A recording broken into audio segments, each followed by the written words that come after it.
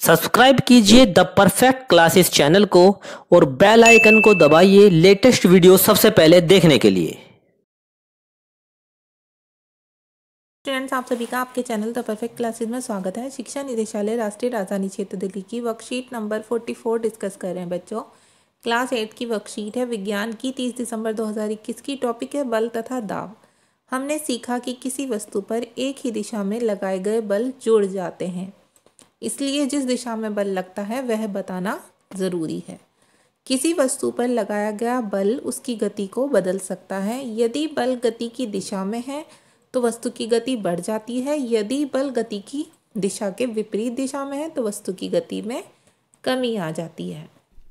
उदाहरण के लिए, एक गोलकीपर गोल बचाने के लिए गेंद की तरफ कूदता है या उछलता है तो उसके द्वारा लगाया गया बल गेंद को रोक सकता है या उसकी दिशा को बदल सकता है और गोल होने से बच सकता है। दूसरी ओर, एक टायर को तेजी से चलाने के लिए इसे बार बार गति की दिशा में धक्का देना पड़ता है, जिसका अर्थ है कि बल को किसी वस्तु की गति की दिशा में लगाने पर उसकी गति बढ़ जाती है।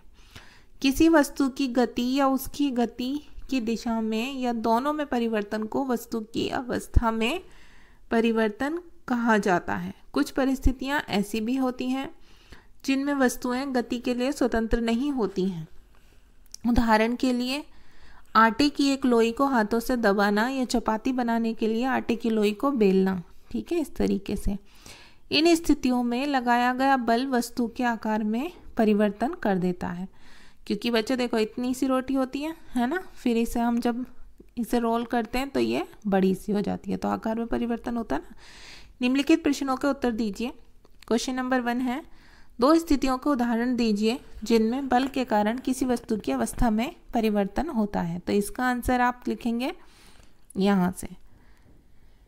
किसी वस्तु की गति या उसकी गति की दिशा में या दोनों में परिवर्तन को वस्तु की अवस्था में परिवर्तन कहा जाता है। मतलब किसी वस्तु की गति में हो या गति की दिशा में परिवर्तन हो, दोनों अवस्थाओं को क्या कहते हैं?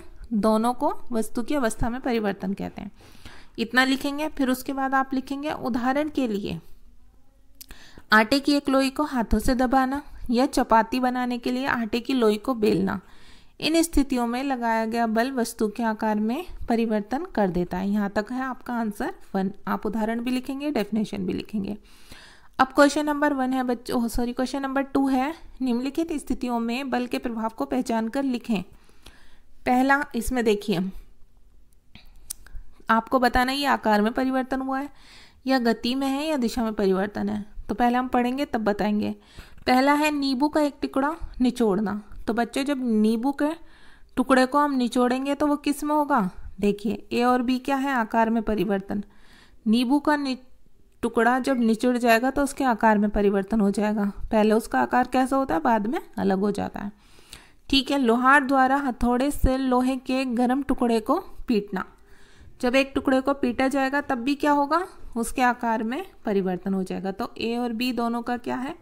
आकार में परिवर्तन। ए के आगे भी आप लिखेंगे आकार में परिवर्तन और इस बी के आगे भी आप लिखेंगे आकार में परिवर्तन। अब सी देखते हैं। एक कार का ब्रेक लगाने पर रुक जाना। एक कार गति से चल रही होती है, जब वो रुक जाती है तो क्या होता है? उसकी गति में परिवर्तन होता है। ठीक है। नेक्स्ट है, यहाँ पर आप लिख देंगे सी का गति में परिवर्तन। अब नेक्स्ट है, एक बल्लेबाज द्वारा गेंद को मारना।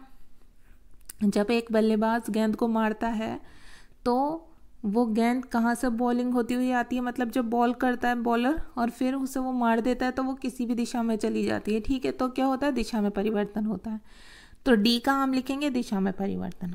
अब प्रश्न नंबर 3 है, अपने आसपास से ऐसे उदाहरण दीजिए जिसमें बल गति की दिशा और अवस्था बदल देता हो।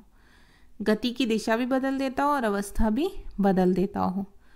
तो उदाहरण लिखने बच्चों बस। तो आप यहाँ से लिखेंगे आंसर 3। उदाहरण के लिए, एक गोलकीपर गोल बचाने के लिए गेंद की तरफ कूदता है, उछलता है तो उसके द्वारा लगाया गया बल गेंद को रोक सकता है या उसकी दिशा को बदल सकता है और गोल होने से बच जाता है। ठीक है, गति में परिवर्तन हो गया। अच्छा, दूसरी ओर, एक टायर को तेजी से चलाने के लिए इसे बार बार गति की दिशा में धक्का देना पड़ता है। तो यहाँ तक लिख देंगे आप आंसर नंबर 3, ये उदाहरण लिख देंगे दोनों।